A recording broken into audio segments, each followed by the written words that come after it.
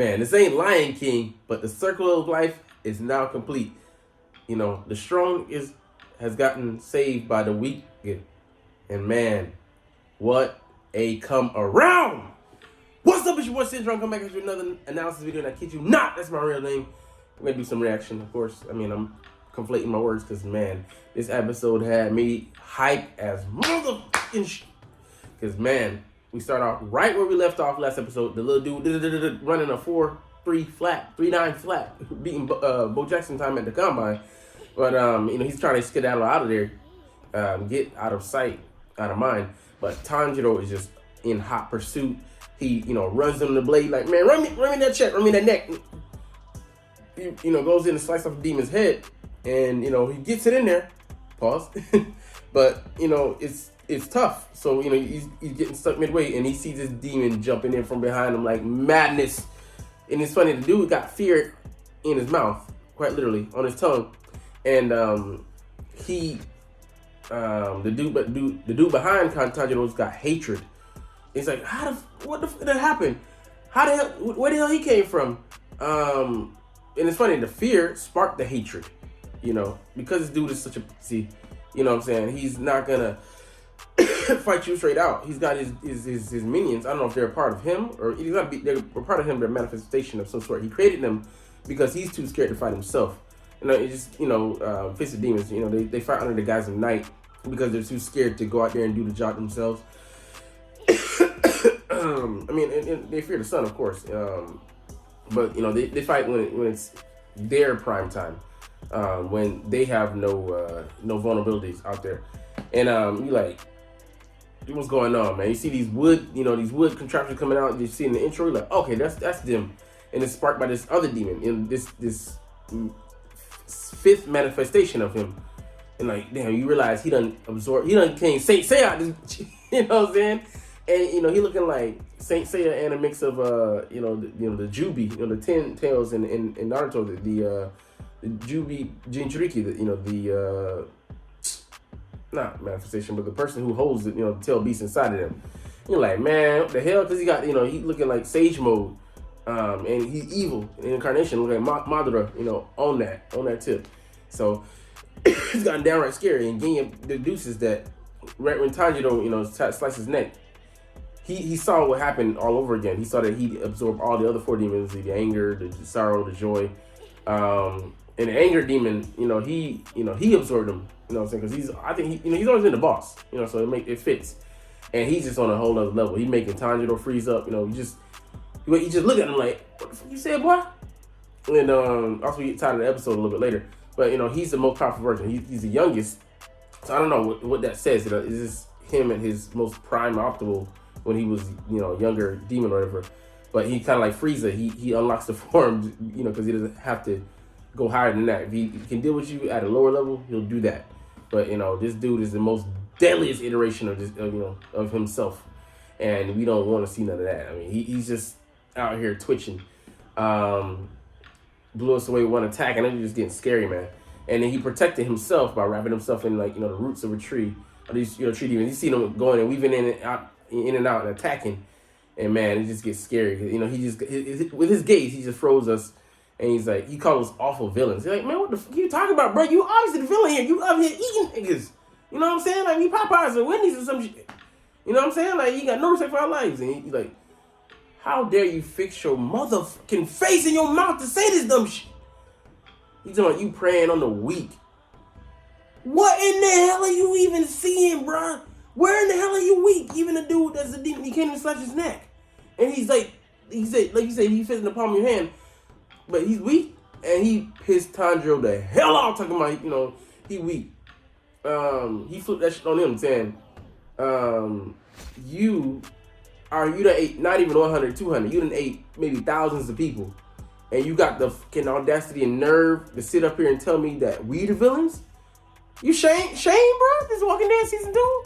Like, it made no sense. And he is sitting up there hiding, you know, crying. You know, I think those are honest tears. He's really scared.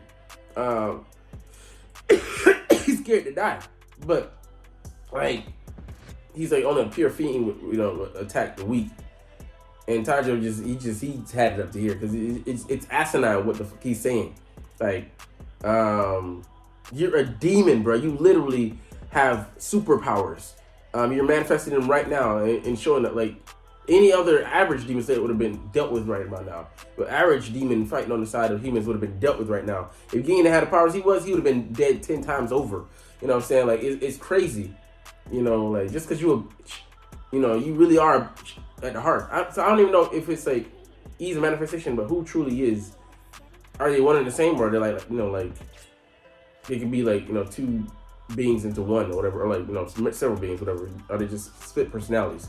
But I'm like, you nigga. So he, you know, just attacking and weaving in and out, and those things are deadly, man. It's scary. Nezuko has to rescue us in the end. You dropping and they're just attacking. And if Tanjiro wasn't the Ariel that he is, not no Little Mermaid, man, he would have got. And we like, help, bro, we need some help. We need a hashira. And I doubt, you know, Tanjiro can handle it. I knew it wasn't going to go down here. It wasn't going to end like this. But man, we need somebody. I need girl. I need the love. I'm not feeling the love from the intro. We need her right now. Please, Cosby. You know what I'm saying? Give me that pudding. Pause. All right. Anyway, man, it's just the nerve for this dude to play victim. It struck a nerve with me. I just was annoyed as. And then we go to, you know, like, hey man, Moist Watkins out here. Boyce Watkins, you know. Your boy Muichiro caught in the toilet bowl upside down, and you know the demon is talking to him. Why don't you know? Like, this is all their fatal flaws. It's pride. Finish Muichiro off with, you know, when he can't avoid your strikes. But no, he's gonna lead you know, the beat, and he goes inside. He's like, "What's inside the shed y'all trying to protect so bad?" And you know, Muichiro can't even slash out of there. You know, he's like, "I got one good move left in me." When he leaves, he tries it because he can hold his breath for a good long while. He is trained in the art of, you know, being breathtaking.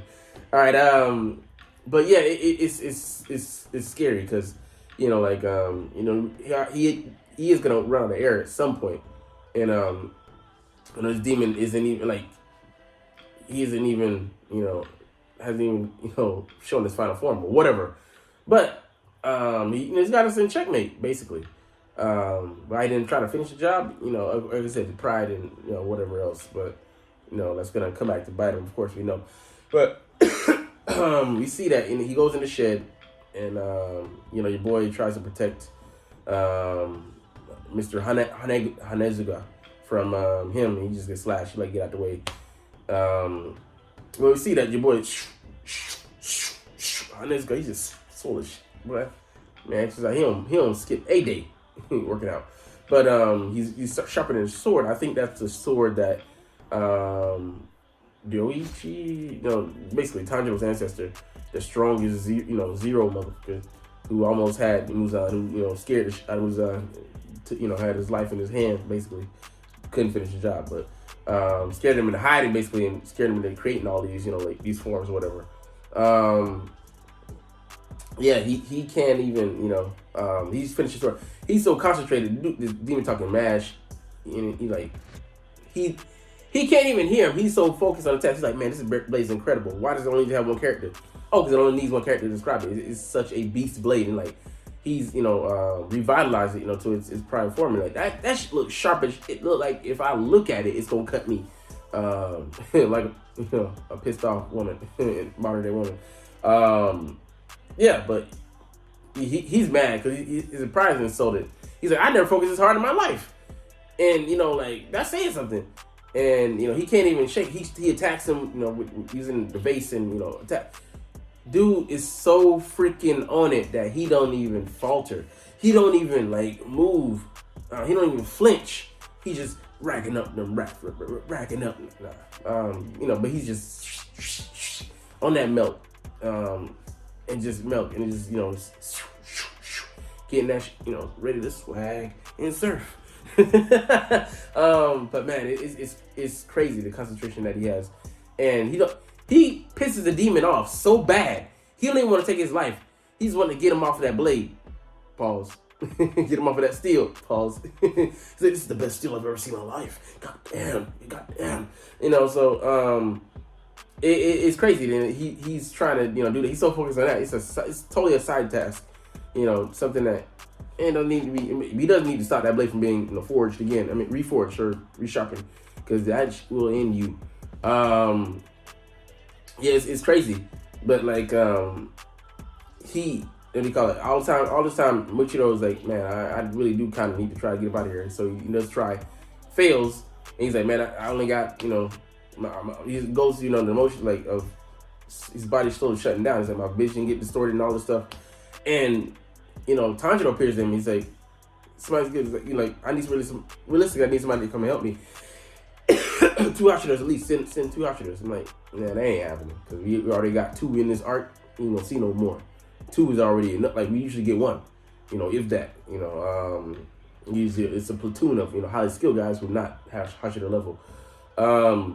But man, he the kid comes and he's like, what the hell? But Tanjiro will tell him like something's gonna happen. Believe, don't give up. He's like, man, realistically speaking, this ain't gonna happen, bro. I don't see it. This ain't no manifested man type. You know what I'm saying? So I'm like, realistically, nobody's coming to help this boy. And, he's going to go out just like this. And then the kid does come, and he starts stabbing at him. He's like, bro, what can you do? There's nothing you can do. So you might as well just run away. Stop trying to say this to the chief. That's impossible, though. He's already got all these things calculated in his mind that, the impossibilities, things can happen. But even looking at, the beginning of this story, he saved the little boy. But, he didn't, when he didn't have to, and he's like, what did I even do that for? But we'll connect that shortly. But yeah, it's wild that he loses all faith. I mean, I get you go straight by logic, but bruh, have some type of faith. But I mean, I get it. It looks despondent. The situation does, and there's a vessel of the demon comes along, and he's like, man, all right, we're about to get skewered. We're about to get done in. We're about to get ate up.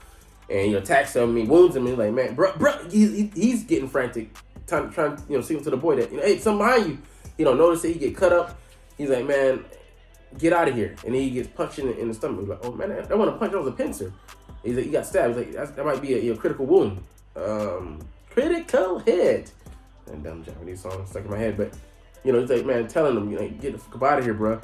And he's like, there's nothing you can do. Like, just try to save your life. Try to put pressure on the wound. Get yourself out of the situation. The priority is a chief.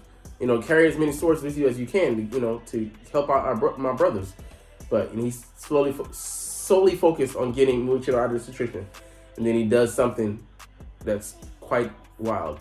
He literally breathes life into the situation. He breathes life into the bubble. It's an osmosis, a nexus, or basically, I forget the word. I can't think of. But because it's an ectoplasm that's fluid, he breathes air, and I'm like, why did he even think like, yo, stupid ass? And the bubbles reach me, he's like, he sucks him in. Pause. And man, it's like it gives him life, and he saved you because you saved him. If you hadn't saved him, he wouldn't dare risk his life for you. And that's the wildest thing where we could see, because he's the weakest guy. He's a child. He has no powers. He's not trained in the arts like you are, and he's like, I got arrogant. Even if subconsciously I let my guard down or whatever. I thought, I overestimated my abilities. I didn't think that I would, let it get this far. Let this happen. I made more than one mistake. Even though you did that, there's air coming to your lungs right now for you to execute a move. And then with the boy's life being in danger, Tanjiro tells him that we have to, risk our lives. And then he morphs into his dad. He's like, oh, that's who's, because he forgot who's, he told him this. It ain't Tanjiro. It's the latest person he's met that had an impact on him. So it's a manifestation that he goes with subconsciously. And, he's like, even the littlest of lives, can save you. And, we don't do things alone. We are always, running packs. We always are strengthened by, by others, and, we complete tasks. If I go shopping, I'm giving money, but I got that from someone else working together. And also, someone else got the animal, procured the food, procured the shipment, procured a place to sell it, and then procured other goods. So we're never a solo operation. We're always a nexus, and just speaks to this situation.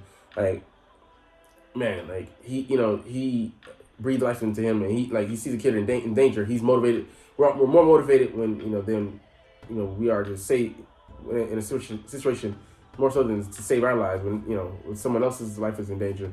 We want to protect. And man, like he bust out of there with the second form, and man, we're left waiting for the next episode. But man, this is gonna be good. Can't wait to see it. It's gonna be like the Mu and Muichiro. So what is that? There's like infinity. That's what I'm thinking. We might get some special. Anyways, yeah, if you read the manga, I read some.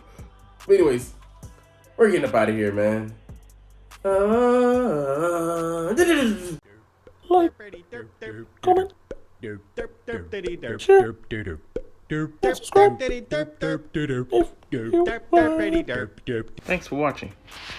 Check me out at Cintron Anime, Cintron Life, or Cintron Laughs, or other social media.